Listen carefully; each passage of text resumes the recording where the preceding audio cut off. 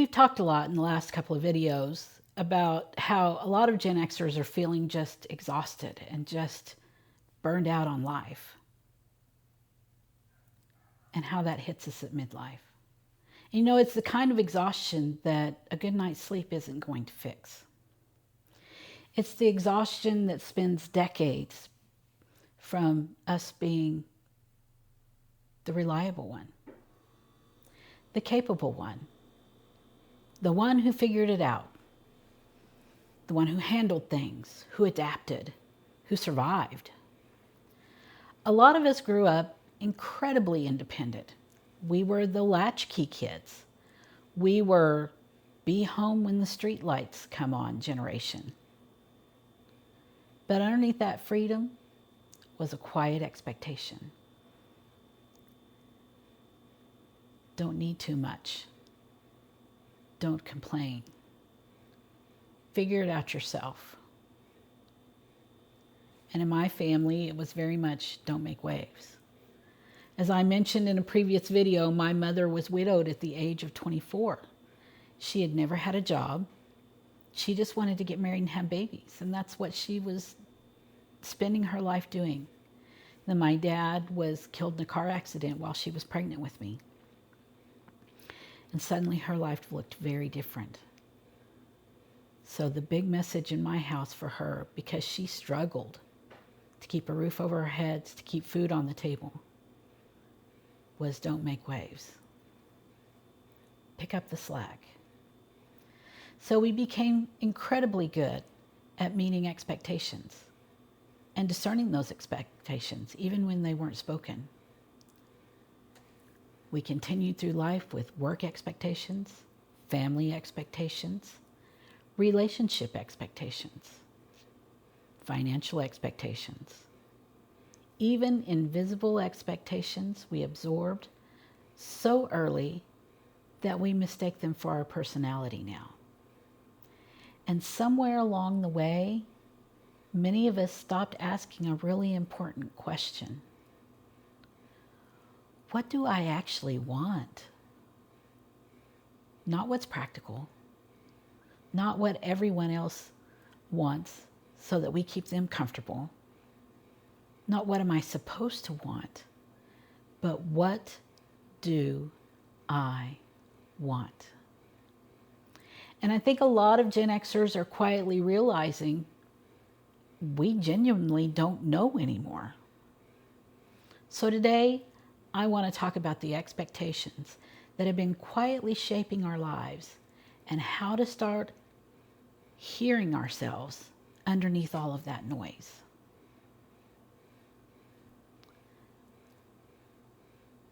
You know, sometimes these adaptations that we make according to other people's preferences, their expectations, we mistake them for our personality. I know when I was a little girl, I was very outgoing. I was very gregarious and extroverted and happy and loved to tell stories and make up stories and was curious about things and always had big ideas. Now I identify as an introvert. I'm not outgoing. It took a lot for me to put my face on camera. But in my head, and I'm sure it's in yours too, I had this committee that would tell me what to do. This internal board of directors, we'll call it, is made up of our parents' voices, voices from our culture, work expectations, gender roles, because gender roles were very different in the 70s and 80s than they are now, productivity culture, work hard, good parent scripts, successful adult scripts. And many of our choices are still being made and approved by them. It's like being CEO of a board of directors, but instead of you telling them what to do, they're telling you what to do. And it's hard to break out the veto stamp and say, no, that's not what I want. For some of us, it's practically impossible. So I want to do what I'm calling an expectation audit. First, I want you to ask yourself, How much of my life is built around avoiding disappointment rather than pursuing truth? One of the hardest things about expectations is that they eventually become invisible. We stop noticing them because, as I said before, they often just become personality. They just feel like who you are. So there's something I've been thinking a lot about lately. What if a lot of our exhaustion isn't from life itself? What if it's from constantly trying to meet the expectations we never consciously chose? So we're going to do this expectation audit. I'm going to ask you some questions. You can journal it, write it down. You can just pause and think about it, or just sit with it after the video's over and think about these things. And don't try to censor yourself. Just whatever comes up is what comes up. If money and judgment weren't factors, would I still be doing this work? Do I actually enjoy my job, or do I enjoy being seen as competent? Am I proud of what I do, or just relieved that I appear successful or stable or responsible? How much of my career was built around security instead of meaning? Did I choose this path, or did I slowly default into it because I was good at it? That's a big one for me. Because a lot of times we go into things that we're good at, that we learned how to do competently, but it's not something we really enjoy doing. What part of my work energizes me? What part quietly drains the life out of me?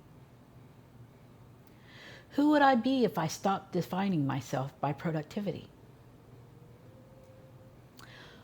Where in my life do I feel responsible for everyone else's emotional comfort? Do I say yes because I genuinely want to, or because guilt makes me feel unsafe? What expectations do I carry about being a good parent, a good spouse, a good daughter or son, the reliable one?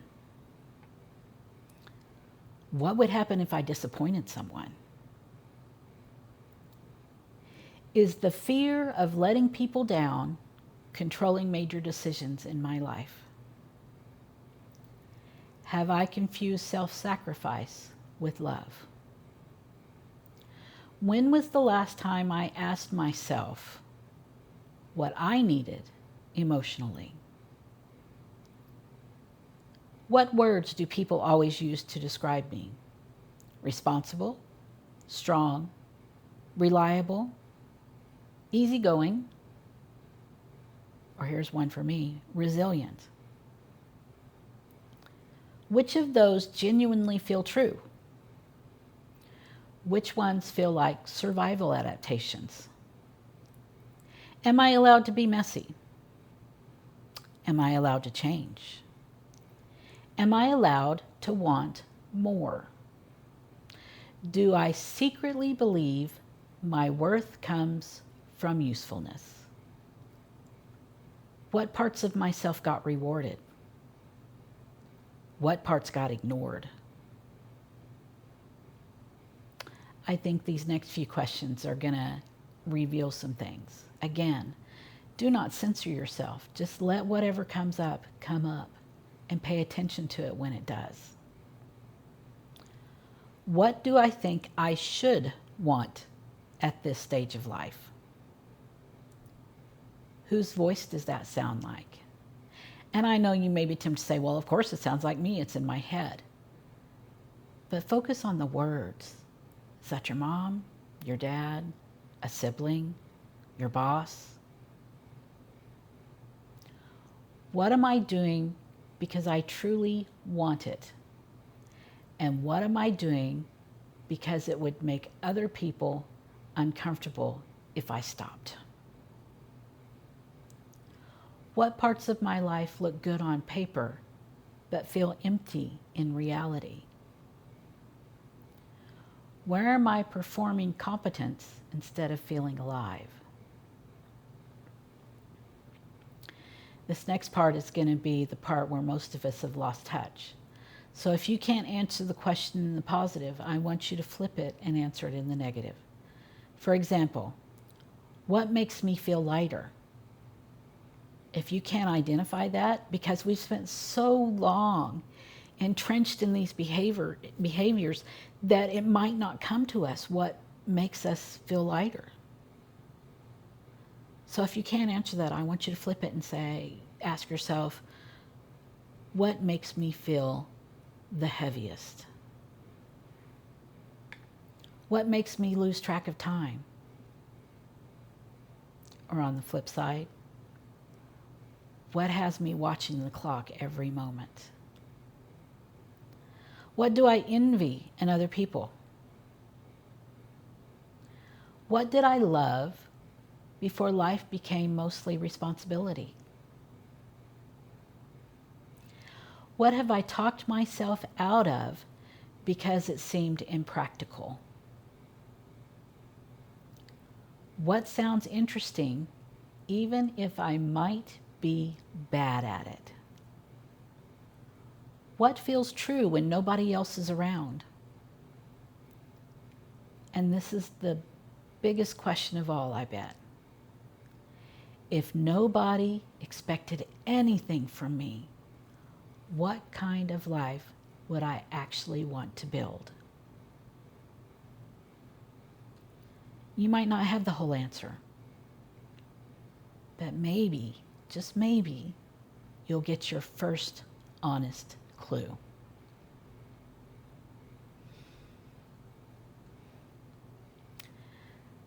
So this next part, we're going to talk about emotional identification. What are the things that you do that tend to take up your time, that you tend to think about rather than act on? Are there times when rest makes you anxious? You feel like you should be doing something and you just can't relax. Even if you go on vacation, you're anxious about everything that could be happening back at the office. You feel numb instead of excited most of the time, maybe all the time. You fantasize about escape, but you never take action on it.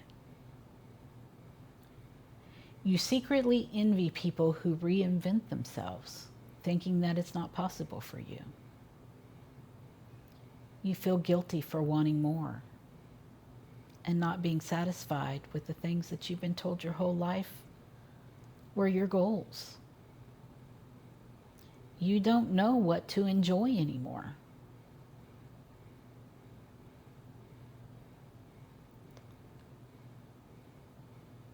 So, why did we lose track of ourselves? As I said, these expectations tend to be insidious and sneak in and become part of us before we even realize what's going on. We're rewarded for competency in things and praised for competency, and it becomes a trap because to get more of that praise, we keep doing the things we're competent at, even if we don't love them. Identity foreclosure. When expectations subvert our true identity, then it's basically foreclosed on our lives. Emotional labor. Sometimes it's easier just to go along with the flow rather than buck up against the things that everybody wants from you. But instead of the easiness on the outside, it begins to eat away at us on the inside.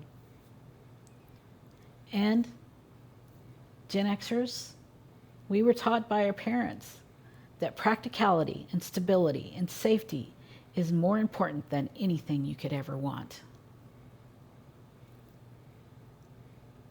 And that was wrong. But our parents were simply doing the best that they knew how to do with what they knew.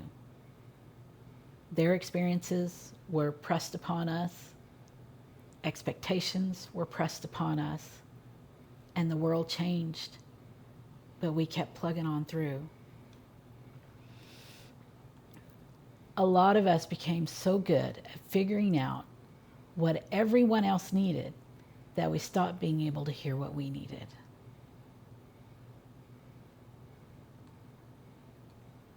So, how do we start discovering what we want? Part of it is to do the expectation audit. Because until you figure out where you're just living into what other people want you to do and measuring it against what you want to do, you're going to stay stuck in the same place. But there are a couple of other ways that you can begin to figure out what you want. Notice resentment. Resentment often points to ignored desires.